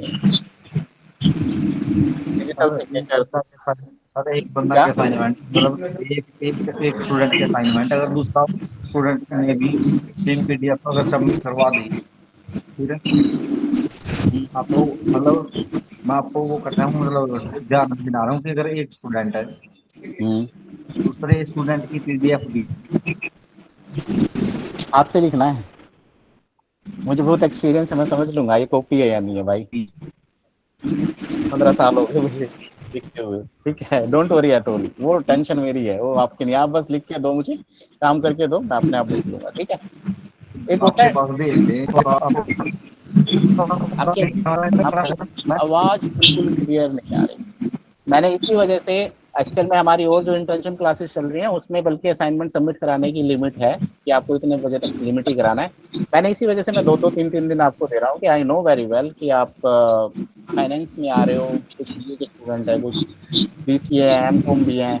तो मैं ये चाह रहा हूँ कि आप ना फाइनेंस को समझिए, ये बड़ा इंटरेस्टिंग टॉपिक है। तो मैं ना आपके ऊपर कोई मतलब ऐसा बर्डन नहीं डाल रहा कि आप सिर्फ और सिर्फ इंटर्नशिप के माध्यम से आप एंजॉय करें। आपके पास पूरे अभी 22-23 दिन रहेंगे, मे बी उसके बाद तक हम दे रहे हैं। आप सीखें। देखिए आज की बात, आज की पूरी क्लास में हमने 2 चीजें सीखी कि इन्वेस्टमेंट कैसे करनी है। अगर जब भी इन्वेस्टमेंट कर रहे हैं तो एमओए को जरूर पढ़ना है। कंपनीज कैसे बनती हैं, उसका इफेक्ट क्या है, लाइबिलिटीज पार्टनरशिप की लिमिट क्या है, ओपीसी कैसे बनाई जा सकती है। जब आप पढ़ के बाहर निकलेंगे और जब आप जॉब कल्चर से निकल के अगर आप कुछ करने की कोशिश करेंगे, तो आज मैं जो सिखा रहा हूँ आपको ये क्लास पूरी याद आएगी। आप बोलोगे कि जो सर उस दिन पढ़ा रहे थे ना, एक एक चीजें वही हो रही हैं, ठीक है ना। आज जो आप इस स्लाइड्स में देख रहे हो, ये स्लाइड्स बिल्कुल प्रैक्टिकल है। रियल लाइफ में यही हो रहा है। सरकार इसी से टैक्स बनाती है, इसी से बर्डन डालती है, इसी से हमारी कंपनियां चलती हैं, ठीक है ना। ओके। तो जब भी कोई कंपनी बनती है, मैं मोटा मोटा एक ओवरव्यू दे देता हूँ आपको। तो एक डायरेक्टर्स बनाए जाते हैं सबसे पहले। उन डायरेक्टर्स का एक digital certificate, sorry digital signature certificate तैयार किया जाता है, जिसको डीएससी बोला जाता है। उसके बाद डायरेक्टर एक कॉन्स्टिट्यूशन बनाते हैं। कॉन्स्टिट्यूशन इन द सेंस एक एक एग्रीमेंट की फॉर्म, भाई कंपनी में क्या क्या होगा, कैसे कैसे होगा। उससे पहले क्या करते हैं, वो एक नाम अप्रूव करवाते हैं, और नाम के लिए क्या करते हैं, अप्रूवल लेते हैं। वो अप्रूवल कहाँ से मिलती है, वो अप्रूवल देता है हमें आरओसी। और स्पाइस फोल्डर है। तो आज मैंने एक फोल्डर एक बताया था आपको, क्या बताया था, MCA 21 को गूगल पे डाल के सर्च करना है। यही स्पाइस फोल्डर है। यहीं पे आपके सारे फॉर्म्स अपलोड होते हैं, सारे की सारी रिटर्न भरी जाती हैं, सारे सर्टिफिकेट्स हमें देने होते हैं, ठीक है ना। उसके बाद सभी मिलके एक एमओए बनाते हैं और एओए बनाते हैं। एमओए क्लियर है, मैंने पहले बताया था कंपनी क्या काम करेगी, कैसे काम करेगी, किन ऑब्जेक्टिव पे काम करेगी। और एओए में क्या था कि एग्जाम्पल याद है ना, शुभम, घर वाला, पापा जी बोल के चले गए हैं, अब मम्मी क्या करेगी, डिसाइड करेगी कि सब्जी कौन बनाएगा, कैसी बनेगी, सामान कौन लेके आएगा, ठीक है ना। भाई सिर्फ इतना ही करेगा, बहन बोल रही है कि खाना बना अच्छा तो मैं ज्यादा रखूंगी, ठीक है ना। इसी तरह से कंपनी के अंदर की जितनी सारी चीजें होती हैं वो सारी की सारी डिफाइन होती हैं ए के अंदर। यानी काम कैसे होगा, बोर्ड मीटिंग में क्या डिसाइड होगा, डिविडेंड कैसे देना है, ठीक है ना। अगर ज्यादा पैसे कमा लिए तो किसको कितने देने हैं, ठीक है। ओके। और वो एग्जांपल याद है ना मेरा कि भाई मैंने तो लोहे की कुर्सी बनाने वाली कंपनी में इन्वेस्ट किया था, इसने मेरे पैसे नहीं दिए। तो गवर्नमेंट बोलेगी आपने इसका एमओए पढ़ा था। अगर आपने एमओए में बोला हाँ सर नहीं पढ़ा, बोला इसके एमओए में तो लिख रखा है कि ये तो सिर्फ प्लास्टिक की चेयर बनाती है, तो आपका क्लेम क्या कर देगी सरकार, खारिज कर देगी, ठीक है। तो एमओए हमेशा बात करता है ऑब्जेक्टिव्स के बारे में। और सबसे इम्पोर्टेंट है ये कि हम किसी कंपनी के ऑब्जेक्टिव, अब हम दोस्ती करते हैं एक दूसरे से, करते हैं ना। आप मेरी क्लास में आए हो, आप क्यों आए हो, आप एक ऑब्जेक्टिव से आए हो कि सर हमें क्या पढ़ाएंगे, फाइनेंस पढ़ाएंगे, है ना। और मैं फाइनेंस की जगह आपको पढ़ाना शुरू कर दूं क्या कहते हैं, डिजिटल मार्केटिंग या फिर कुछ और सब्जेक्ट, आप क्या बोलोगे, सर ये तो था ही नहीं, बोलोगे ना। सेम कंपनी है। तो मेमोरेंडम ऑफ एसोसिएशन के अंदर objective and close is a big term, ठीक है ना। तो हमें उस पर ध्यान देना है, ठीक है। तो कुछ समरीज वगैरह आप बता देना। और मैं सबसे ऊपर एक बात बताता हूँ आपको, एक केस आपके ऊपर छोड़ूंगा मैं। चलिए कोई नहीं, क्लास ओवर करते हैं, बहुत बताया। एक केस छोड़ूंगा मैं आपके ऊपर। मुझे आज टोटल टर्म्स का एक असाइनमेंट है, मैं अभी थोड़ी देर में अपलोड कर दूंगा आपको। ये असाइनमेंट नंबर 4 रहेगा। देखिए आपके टोटल असाइनमेंट कुछ 15-20 जाएंगे, क्योंकि फाइनेंस की क्लास है, थोड़ा सा हाथ पांव ज्यादा मारने पड़ेंगे आपको, है ना। और मैं थोड़ा सा आपकी छुट्टियां भी बर्बाद करूंगा, क्योंकि आपको पढ़ाई में थोड़ा ज्यादा इन्वॉल्व करूंगा। तो मैं एक असाइनमेंट आपको सबमिट करता हूँ, right the full process in corporation Corporation. Of company, ठीक है। थोड़ी देर में अभी अगर बैठे बैठे हो तो अभी आपको 2-3 चीजें एक्सेस होंगी। Just install your Google classroom. अब गूगल क्लासरूम पे ये असाइनमेंट आ जाएगा, आपको हाथों से लिखना है और पीडीएफ अपलोड कर देनी है। आई विल सी दैट, कुछ एमसीक्यूज आएंगे, ठीक है। सो आज की क्लास को सम अप करते हैं हम। सम अप में हमने क्या क्या देखा, आज क्या क्या सुना, somebody will tell me। Janhvi ji, Madhu Koriya ji बता देना कि फाउंडेशन के लिए टॉपिक्स। फाउंडेशन के लिए कुछ नहीं, आप +1 +2 की इकोनॉमिक्स और अकाउंट्स को पढ़े, बैलेंस शीट को पढ़े, आराम से बनाना, सब कुछ हो जाएगा क्लियर आपके पास। आप मुझसे पूछ लेना, मधु जी मैं बता दूंगा आपको बहुत अच्छे से। बाय द वे रिया जी, मैं मेरे बारे में बताना चाहूँगा। आई एम CS, मैं CS हूँ एक बाय प्रोफेशनल, और AWL के लिए मैं एज ए मेंटरशिप मेंटर उनका काम करता हूँ, फाइनेंस के अंदर, डीलिंग के अंदर, और मुझे थोड़ा सा एक्सपीरियंस है मार्केट ई-कॉमर्स में। So we deal with sales and other things also. So ये मेरा रहेगा। I think so next 27 days में आपको हर दिन एक नई चीज बताऊंगा प्रोसेस के बारे में। तो आज था कंपनी फॉर्मेशन, इनकॉर्पोरेशन, कंपनी कैसे बनती है, कंपनी क्या होती है, किस तरीके से काम करती हैं, क्या क्या होल्स हैं। मैंने कुछ बारीक बारीक सी बातें बताई जो किसी भी बुक में नहीं पढ़े मिलेंगी, और बहुत मोटी मोटी बुकें मिलने के बाद में, जैसे स्केलेबिलिटी, मैंने एक इशू बताया आपको सबसे पहले, और ऑब्जेक्टिव क्लोज के बारे में बताया मैंने आपको इन्वेस्टमेंट के बारे में बताया, ठीक है ना।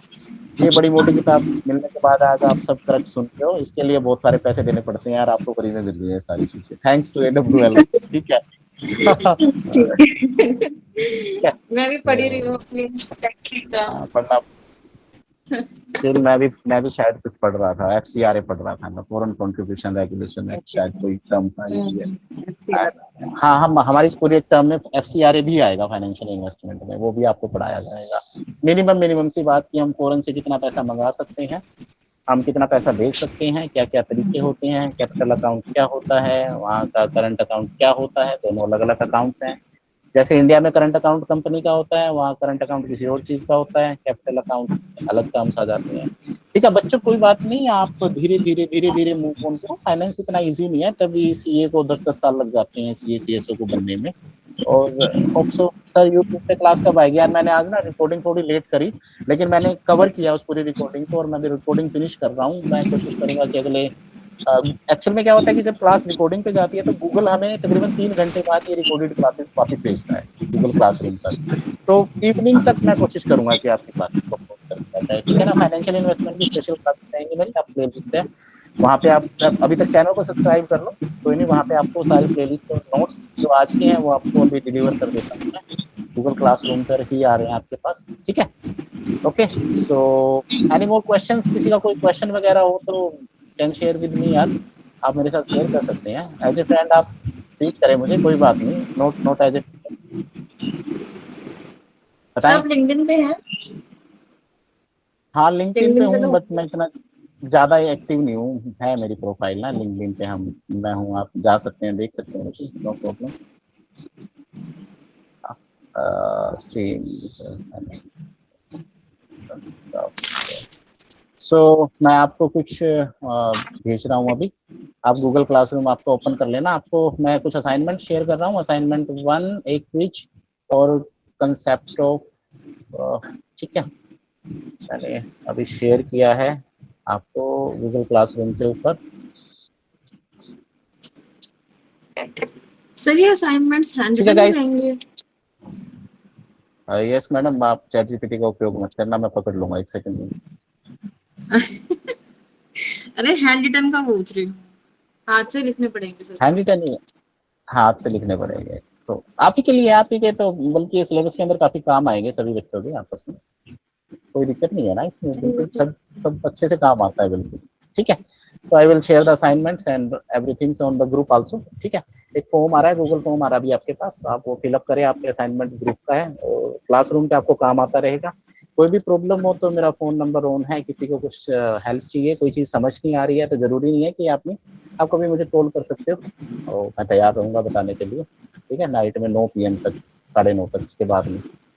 चलिए ठीक है, फिर कैसा मजा आया आज की क्लास में, कुछ अच्छा मिला सीखने को, फीडबैक दो आज मुझे यार, कल मैं अवेलेबल नहीं था, कल हरप्रीत सर थे, ठीक है ना, हाँ उन्होंने सर, थोड़ा काफी बेसिक इंटरेक्टिव बताया, क्लासेस थी, काफी इंटरेक्टिव थी, नॉलेजेबल अच्छी थी, लगी क्लास। इंटरेक्टिव थी। हाँ जी, हाँ AWL के साथ तो बहुत एंगेजमेंट कुछ होना मिलने चाहिए वाला तो है यहाँ तो। इंटरेस्ट आता है, एंगेजमेंट नहीं हो तो इंटरेस्ट नहीं आता। इंटरेस्ट आया आपका, इसका मतलब एंगेजमेंट थी। बेसिकली हम प्रैक्टिकल चीजें ही बता रहे हैं आपको, दैट्स व्हाई ना ये चीजें इन्वॉल्व होके आ रही हैं, और आप वो नहीं, फील्ड ये पढ़ सब भी मैंने रही हैं काम तो किया आपको भी लग हुआ रहा है है इनकॉर्पोरेशन और पढ़ भी रही हूँ, तो कि अच्छा अब लग रहा है। आज अपनी शायद आई थिंक तो एजुकेशन 2-3 बातें नई भी चाहिए थे सीखने काम। को होंगी है ना चीजों में। हाँ हाँ हाँ हाँ, ठीक है, चलिए कोई नहीं, ओके। और you can text me, call me anywhere group में। सर चैनल नेम, मैं एक बार ना चैनल आपको अभी मार्क कर देता हूँ। चैनल एक्चुअल में नया ही बनाया है अभी, पहले कहीं और थी। सेम वेबसाइट है, वेबसाइट पे भी आपको आगे आगे सारे के सारे असाइनमेंट्स और नोट्स मिल सकते हैं। Riya madam, you can text me personally, मुझे आपसे फिर फ्यूचर के लिए कुछ बात करनी है। Internship ID already shared on the group यार, शेयर कर रखी है Madhu madam, just check it there. Internship IDs are there, ये रही, देखिए दिस, मैंने ग्रुप में डाल दी है इंटर्नशिप आईडीज आपकी। हाँ, इंटर्नशिप आईडीज आर मैंडेटरी, इसके बिना आपकी इंटर्नशिप का सर्टिफिकेट नहीं बनेगा, क्लासेस चाहे फ्री में ले लेना मेरे से, ठीक है ना। तो इंटर्नशिप आईडी आपकी जरूर नोट रखना। सर आपका मिल कॉन्टैक्ट गई ना नंबर ग्रुप में ये मेरे? मोहम्मद सैनी के नाम से। हाँ हाँ, यही है एक्चुअल में, मेरी मम्मी के नाम से है मेरा नंबर, ठीक है, अजय नाम है ओके। मेरा। ओके ठीक है sir, okay bye bye, let's meet tomorrow with a new topic. थोड़ा सा एक स्टेप और आगे बढ़ेंगे, बोर्ड मीटिंग्स पढ़ेंगे कल। कल घर वाले ना डिसीजन लेंगे कि कौन सा काम होगा, कौन सा काम नहीं होगा। Janvi, be ready for tomorrow class. घर में लड़के आना सबसे पहले, फिर आप यहाँ पे मीटिंग करेंगे, ठीक है ना। मौसम, जानवी, मधु, ओके यार, पार्टिसिपेट किया करो, बड़ी अच्छी अच्छी क्लासेज हैं। दोबारा मिस करोगे, मैं मिलूंगा नहीं 1 महीने बाद सर आपको। मेरा नाम भी ले दो, मैं भी हूँ। हाँ, तेरा तो मैं 4 बार ले लिया यार, तब तो मैंने शेयर में इन्वेस्ट करा दिया, क्यों टेंशन ले रहा है। शेयर में जब भी चाहिए ना शुभम तुझे बात, तो फिर 100% मुझे बात मेरे पास कॉल करना, आई विल टेल यू कि कैसे होता है। और शेयर की एक और बात है सबसे इम्पोर्टेंट, जब भी इन्वेस्टमेंट आप शुरू कर रहे हो तो पहले पढ़ना पड़ता है कुछ, बहुत सारी चीज, तो आपको वो पढ़नी पड़ेगी, वो मैं बता दूंगा कि क्या पढ़ना है। एक इंटरेस्ट बना के देखो। इंडिया में मैं एक कॉमन इश्यूज पे आप सबसे बात करना चाहूंगा सबसे, क्योंकि आप यूथ हो यार, आप तो बहुत आगे तक आने वाले हो, हम तो 5-7 साल के रह गए बस काम में, इससे ज्यादा नहीं है, इसके बाद तो हमारी फेज दूसरी हो जानी है, ठीक है। तो क्या है कि हमारे यहाँ पे जो सबसे ज्यादा कमी मुझे खली, मतलब मेरी पूरी लाइफ में, मैं अभी तक तो मुझे क्या पता चला कि मैं पढ़ा बहुत, सब कुछ अच्छा किया, मुझे ना कभी फाइनेंशियल लिटरेसी नहीं मिली। आई मीन टू से, पैसा तो था, लेकिन क्या करना है पैसे का, किस तरीके से काम करना है, कैसे करवाना है, ये नहीं पता था। इवन आई विल श्योरली से कि मुझे 2016 तक ये नहीं पता था कि स्टॉक मार्केट होता क्या है, कभी किसी ने बताया ही नहीं, वरना बताया होता मतलब 2001, 2, 3 से बड़ा इंटरेस्टिंग आए हूँ इस मामले में। किसी ने मुझे ये नहीं बताया कि चीजें बनती कैसे हैं। जब एडब्ल्यूएल के लिए हम घुसे तो हमें पता चला कि इतना बड़ा इनकॉर्पोरेशन स्ट्रक्चर है, ठीक है। तो ये बहुत सारी चीजें हैं यार, मतलब आज की जो ये क्लास है ना, ये क्लास आपको लिटरली, मैंने जो जो 2-3-4 चीजें आपको बताई हैं, इन बातों को समझने में बहुत लंबा टाइम लग गया। हाँ भाई, ये सोचो कि एमओए को समझने में 6 साल लग गए मुझे। एक्चुअल में इन्वेस्टमेंट स्टार्ट कहाँ से होती है, और मैं आपको इस क्लास में बता रहा हूँ, बड़ी इफेक्टिवली क्लास में, ठीक है। और फाइनेंशियल लिटरेसी ही सबसे इम्पोर्टेंट है। मैं एक बात बताऊँ, मैं बाय प्रोफेशन एक एमटेक हूँ, मतलब मास्टर एमटेक हूँ मैं से, तो और कहाँ से आ गई सीएस और उसके उसके इंजीनियर? बाद उसके बाद मैंने सीएस करी है। थिंक अबाउट क्यों करी मैंने, कोई ना कोई क्यों? रीजन तो रहा होगा ना, फाइनेंशियल लिटरेसी के लिए ना। मैं चाह रहा था कि अब मैं बाहर, हम एडब्ल्यूएल एमएनसी की तरह तौर पे भी काम कर रही है, चीजों पे भी काम कर रही है, तो मुझे पता नहीं था, तो सबसे पहले हमने चीजें समझी। अब मैं एक इंजीनियरिंग का बैकग्राउंड, मैं आज ये बात कहता हूँ कि इंजीनियरिंग इज नथिंग, फाइनेंस ही सबसे बड़ा इशू है। और जितने भी बीए वाले समझ क्लास है, रही तो हूँ आपके आपकी पास बात। अगर कोई सीए करना चाहता है तो सीए करे। अब तो सबके लिए ओपन कर दी, हमारे टाइम में तो बड़ी रिस्ट्रिक्टेड होती थी कि बी कॉम वाले, कॉमर्स वाले ही आएंगे, +2 वाले, अब तो खैर ओपन टू ऑल कर दी। नहीं, सीएस एक पहले तो ऐसा, नहीं था। सीएस एक हमारे टाइम में थी मैडम, सीएस एक ऐसा सब्जेक्ट है जहां पर आप सब कुछ कर सकते हो, मतलब आप, अच्छा मैं सीएस सीएस बार बार और सीए के बार कर रहा हूँ। अब एक आपको शुभम जी और आप सबको मैं एक सीक्रेट शेयर करना चाहता हूँ, इसके बाद हम क्लासेस शुरू करेंगे इसकी प्रोफेशनली। एक टर्म इस बार मैंने कल भी बोला था आप सबसे कि ना, जब भी आप वहां पे जाओ, लास्ट बजट भाषण में जाना है, गया कोई मेरे कहने के बाद किसी ने सुना बजट भाषण? और मैंने एक शब्द कहा था कॉर्पोरेट मित्रा, कॉर्पोरेट मित्र, रिया, शुभम, शुभम मैंने बोला था कॉर्पोरेट मित्र, बोला था ना? हेलो मिस्टर गाइस, मैं नहीं थी उस प्रोडक्ट में, आई थिंक मैं नहीं थी उस टाइम। आपने थे? मधु, जानवी, मौसम, सुना था नहीं सुना था? मैसेज तो दे दो यार, रिप्लाई तो कर दो मुझे कम से कम। कॉर्पोरेट मित्र, अब मैं बताता हूँ कॉर्पोरेट मित्र क्या है, अब सुनते जाना, तुम्हारे फ्यूचर की बातें बता रहा हूँ। अब क्या होता है कि ना सरकारी कंपनी, सर नहीं सुना, सर सुनना चाहिए ना, मैंने इतना परफेक्टली लिखवाया था कॉपी में कि लिखो लिखो लिखो लिखो, मेरे साथ एक कॉपी पेन जरूर रखा करो, जो वर्ड्स लिख बोलता हूँ ना मैं बड़े काम के हैं, ये वर्ड सुनने के लिए बंदे 3-3 लाख रुपए देते हैं बाहर दिल्ली में मार्केट में, पूछना सीए की कोचिंगों में, सीएस की कोचिंगों में। तो सुनो कॉर्पोरेट मित्र की बात, चलो छोड़ो इसको, पे आते हैं फ्यूचर की बात, आते हैं आपके एम्प्लॉयमेंट से रिलेटेड। गवर्नमेंट ने अभी क्या निकाला कि इस बजट में एक चीज सेशन करी कि भाई क्या होता है कि कंपनीज के कंप्लायंस और प्रोप्राइटरशिप इन सब चीजों को हैंडल करने के लिए बहुत सारे सीए चाहिए। अब सीए उतने हैं नहीं, सीएस चाहिए, सीएस भी उतने हैं नहीं। रीजन क्या है कि इनको बनने में 5 से 7 साल लग जाते हैं, तब तक बंदे के सर के बाल सफेद हो जाते हैं, सब कुछ हो जाता है, ठीक है ना। तो सरकार क्या चाह रही है, सरकार चाह रही है कि अब हम ना एक बीच की चीज निकालते हैं। उन्होंने निकाला है कॉर्पोरेट मित्र, जो सीए और सीएस को हेल्प करेंगे कंपनी कंप्लायंसेस को सोल्व करने में। जितने भी बीए वाले हैं या बीकॉम वाले हैं, एमकॉम वाले हैं, और हम इसके बाद कॉर्पोरेट मित्र के कोर्सेज लॉन्च करेंगे आफ्टर कॉर्पोरेट मित्र के अंदर इंटीग्रेटेड, जो भारत सरकार पूरा एक सिलेबस बना रही है, उस सिलेबस का सीए और सीएस का पूरा मटेरियल गिवन होगा, ठीक है ना। They will be paid. आप जब उस एग्जाम में बैठोगे और आप बहुत जल्दी 1 साल के अंदर कॉर्पोरेट मित्र बन सकते हो, तो आप इक्विवेलेंट पावर लोगे एज सीए और सीएस के इक्विवेलेंट। और एक कॉर्पोरेट मित्र की मुझे लग रहा है जो मिनिमम आज के टाइम में पे शुरू होएगी, वो पे 50-60 हजार रुपए से शुरू होगी आज के हिसाब से। तो कॉर्पोरेट मित्र एक बड़ी टर्म है और हम इसको लॉन्च करने वाले हैं। जैसे ही सबसे पहला बैच निकलेगा तो we will be there. Ministry of corporate affair is strongly working on corporate Mitras. My dear, समझो इन चीजों को, जो मैं शब्द कह रहा हूँ ना बड़े इंपॉर्टेंट है, आपके एम्प्लॉयमेंट से रिलेटेड। और एक बात याद रखना मेरी हमेशा, सारे के सारे, जिसने टैक्स पढ़ लिया, जिसने कंप्लायंस पढ़ ली है, ताउम्र भूखा नहीं रह सकता वो, उसके पास काम ही काम होगा सबसे ज्यादा। क्योंकि एक जो स्टैम्प और दिमाग की नॉलेज होती है ना, ये 10 लाइनें, ये 10 लाइनें ही यूज होती हैं सभी जगह, और ये 10 लाइनें बताने वाले कोई नहीं। ये इंडिया का सिनेरियो है, आप देखना मिस्टर शुभम। तो कॉर्पोरेट मित्र एक ऑप्शन है। अगर मान लिया कई बार प्लान बी रखना चाहिए, हम सब जॉब्स की तैयारी कर रहे हैं, बहुत अच्छी बात है, सब कुछ कर रहे हैं, लेकिन अपनी लाइफ में एक प्लान बी होना चाहिए। और अगर तुमने फाइनेंस इन्वेस्टमेंट की इंटर्नशिप ज्वाइन करी है, तो should search about corporate Mitraz. ये उनके लिए है। प्लान तो सर ट्रांसपोर्ट है, चलो बढ़िया, अगर है तो यार फिर भी ट्रांसपोर्ट लिमिटेड। अच्छा सुन करेगा सर बड़ा भाई का, सुनो वो लास्ट तो हथियार अपना तो। सुनो तो, उस ट्रांसपोर्ट लिमिटेड को चलाने के लिए ना ई वे बिल काटने पड़ेंगे, और वहाँ हम जैसे बहुत हाँ, बैठेंगे, ये मिलके ये सीए चाहिए। और वहां पे ना कॉर्पोरेट मित्र मिलेंगे। वहां पे तुझे स्टॉक क्लियरेंस पूछूंगा मैं तुझसे, तेरे से कहाँ से तेरा जीएसटी इनपुट आया वो पूछूंगा, इनपुट वैलिड है या नहीं है वो पूछा जाएगा, टैक्स स्ट्रक्चर पूछा जाएगा, तेरी गाड़ी कितने किलोमीटर चली, तूने टायर बदलवा लिए, जी मैंने तो 50,000 के टायर बदलवा लिए। मैं बोलूंगा भाई जो 22 रुपए पर किलोमीटर के हिसाब की रेटिंग है, अपने टायर पे 2 लाख के डलवा लिए, मैं पास नहीं करूंगा। और एक सीए से सर ट्रांसपोर्ट अपनी तो। हाँ, चाहे किसी की हो कोई दिक्कत नहीं होती, हारना तो वही होता, रिटर्न तो हमारे पास ही भरी जाएगी, वो कहीं नहीं भरी जाती भाई, हाँ, हम भी भरते यह हैं। बात तो है सर, पढ़ना तो तो बहुत जरूरी है वैसे भी। मैं कहूँ अगर आपने सी कॉर्पोरेट मित्र करा ना, आप ट्रांसपोर्ट के ऐसे लूप होल पे काम करोगे जहाँ पे बहुत अच्छे पैसे बचाए जा सकते हैं। पता है सीए और सीए क्यों खतरनाक होते हैं? मैं एक छोटा सा एग्जांपल दूंगा आपको। आपके ट्रांसपोर्ट ने 100 करोड़ का बिजनेस किया, आपने खर्चे दिखा दिए 40 करोड़। सीए के अंदर क्या पावर है, हो सकता है तेरे 40 करोड़ के खर्चे को वो एज ए नलिफाई कर दे, कह दे मैं इस 40 करोड़ को नहीं मानता, और उसने लिख के दे दिया वो नहीं है, तो वो तेरी किस में जुड़ गया, इनकम में।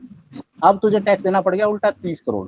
ये सोच कि जहां तेरा 40 का 40 करोड़ माफ हो सकता था, तुझे उसको टोटल 40 का 40 करोड़ इनकम में जुड़कर टैक्स देना पड़ता है। This is the power of CA. और ये कॉर्पोरेट मित्रास जो है ना, और उसको फाइल करते हैं हम, अगर एक बार पेपर्स में फाइल करके कर दिया ना कि this is wrong, that is wrong, उसको ठीक नहीं कर सकते। तो corporate Mitras is a big term, आप सर्च करें इसके ऊपर, बड़ी अच्छी चीज है। And we will launch courses after this internship regarding corporate Mitras रहेगा हमारा। हम सिलेबस रेडी कर रहे हैं बहुत सारा अकॉर्डिंग टू एमसीए, जो भी हमारे मिनिस्ट्री ऑफ कॉर्पोरेट अफेयर हमें डिसाइड करवा रही है। तो it will be a great boom और एक ग्रेट सेशन रहेगा फ्यूचर में। और वही जो बच्चे और जो लड़कियां, मैं लड़कियों के लिए खास फेवर रखता हूँ, मौसम, मधु, तुम सब यार, पता है क्या है, तो जिनके घर वाले बाहर नहीं जाने देना चाहते ना, लड़कियों को फाइनेंस करना ही करना चाहिए। घर बैठे बैठे करो, बहुत काम है, वर्क फ्रॉम होम का काम ही बहुत आ जाता है यार। ठीक है, so go for the finance, think about finance. थोड़ी मुश्किल है आई से कि हाँ दिमाग लगता है, खर्च होता है, बहुत कुछ खर्च होता है, बट फाइनली जब रिजल्ट आता है तो रिजल्ट मीठा होता है, इतना टेंशन। ठीक है, ठीक है शुभम, तो प्लान भी जरूर ध्यान रखियो। ट्रांसपोर्ट वाली एजेंसी को भी रन करने के लिए सीए बिठा रखे होंगे, अकाउंटेंट। ठीक है, कॉर्पोरेट मित्रा। ठीक है, अगली क्लास में मिलते हैं फिर हम। ओके, बाय बाय, टाइम हो गया, अगली क्लास में मेरा टाइम है।